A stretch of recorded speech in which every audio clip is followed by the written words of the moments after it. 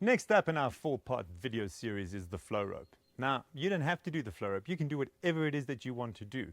But why would you want to do the flow rope? Well, the flow rope imparts, again, we talk about these central sort of generator patterns, these central movement patterns that are birthright that you need to, once you empower them and enable them, it kind of gives you that smooth look when you see people running. So you see someone moving, you say, wow, they look smooth or silky or connected, or it just looks good and awesome. That's the flow rope's going to get you that, right? Because you're learning to use your spinal engine, you're learning to sort of generate movement from the center out.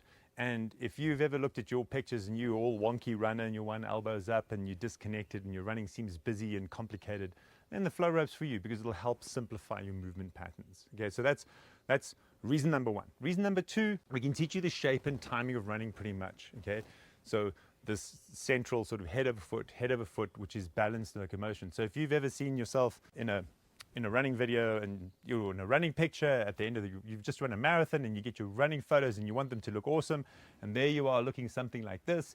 Okay, when you use the flow rope, if you swing a rope this way, okay, and you learn to step and step and step, you're learning the pattern of I can't collapse out of this shape. Very, very simple. Okay, you can either try and strengthen your glutes and go through endless series of exercises, or you can just learn to move in a way that you can't collapse out of. So that's another really good reason to use the flow rope.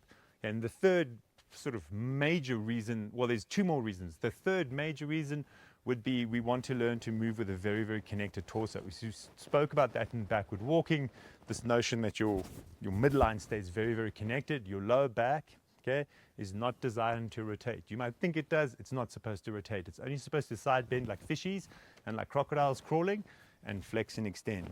Very little rotation. It does happen to be coupled, so if I side bend, it will rotate, but we're not supposed to twist our lower back. Okay, so if I do, there's a move called the dragon roll. Okay, so if I do dragon roll, I'm learning to rotate around the connected torso. If you guys have been following me, we talk about an angel posture or forward shift, not forward lean, and certainly not head forward. Head stacked on top of shoulders. If I do drag and roll, okay, it's very, very good for opening up my posture, opening up my heart, if my head is forward and I won't rotate, I'll be destabilized. So you'll tend to shut down your rotation patterns when your head is forward. And running is rotation. And to have clean rotation, your head has to be stacked on top of your shoulders, and you have to learn that central rotation pattern. Flow rope's really, really good at introducing that safely. Flow rope's fun. Okay, also, because the rope's always moving away from you, and this is the fourth reason, you start to move from the center out. So you start to generate power from your hips. It's almost like cracking a whip.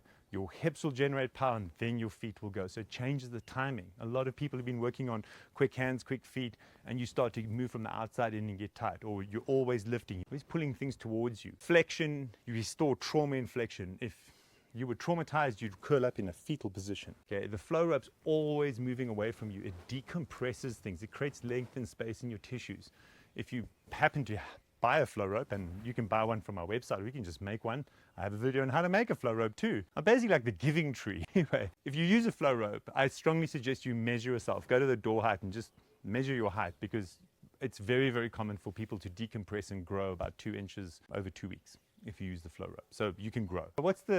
There's another reason. The fifth reason we use the flow rope. Get your shoulders off your hips. So we kind of talk about posterior chain and anterior chain. I'm really trying to move away from those being a too strong a theme, because it confuses people, and also it creates a sort of binary, one's right, one's wrong. I think the correct pattern is our central crawling pattern, and Happy Hip Hack will teach you the correct central pattern, so you don't have to worry about whether I'm anterior chain or posterior chain.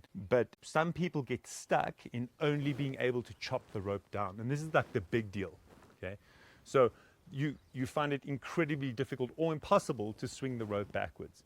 Now, so swinging the rope backwards is implying I'm flicking a stone forward, I'm flicking a stone forward underneath, okay? You have to be able to do this pattern, rolling your shoulders backwards, or it's backstroke.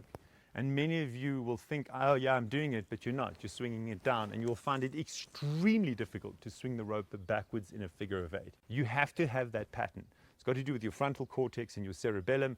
It's vital that you have the access to that pattern. If you don't, your movement patterns are being dictated and bullied to you. You're not the author of your own movement. You know, we don't even have free will. We might as well show up with a reasonable nervous system that doesn't have free will, not a sort of a totally bullied nervous system that doesn't even have any free will. So it's really, really important that we do this backward figure of 8. So that's probably the most important reason we use the flow rope, is just to open up that pathway if you don't have it. But we save the best for last, I suppose. Okay. And the other one is, again, head over foot.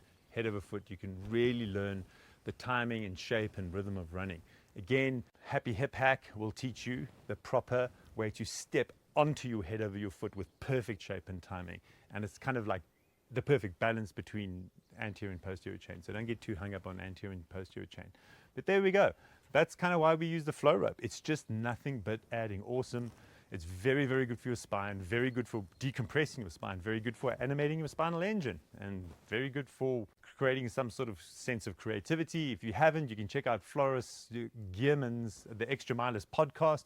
We had this big emotional release after using the flow rope, and it's because, again, you're freeing up that sort of flexion, that held trauma in your body, that held tension. If people don't know how that works, it kind of works like a bad smell, or like smells, right? So if I smell talcum and lavender together, I think of my grandma, almost like transported back in time, right? So sometimes when we have a trauma or we got hurt, we get stuck in a sort of movement pattern. The flow rope tends to get us out of those movement patterns and tends to free us from those stuck sort of repetitive reflex emotions and thoughts that just, you know, play on our brain like something we don't want. Okay, so it's very common for people that play around with a flow rope to suddenly start reframing there's internal dialogue, or realizing how hard they are on themselves, or they don't really talk to themselves very nicely. And I've had people that didn't have an internal dialogue suddenly realize they have a voice inside of their head that talks to them, which I find extraordinary. I had to go and Google that. Do some people not have a voice inside that talks to them? So there we go. Reasons to use the flow rope. Okay, so coming up next, we're going to do breathing patterns, which you have to absolutely nail. If you don't get breathing patterns, again, you're just going to be stuck where you are and you'll never progress, grow, evolve,